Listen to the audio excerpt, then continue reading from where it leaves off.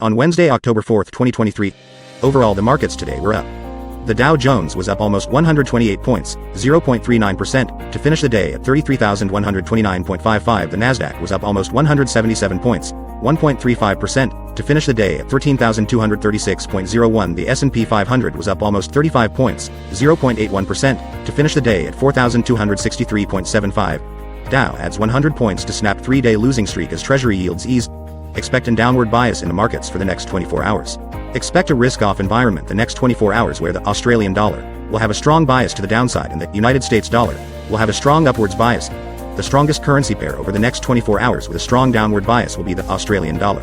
United States dollar followed in second place with a downward bias the Canadian dollar, Japanese yen. Remember, this information is not trade advice but to be used for educational purposes only.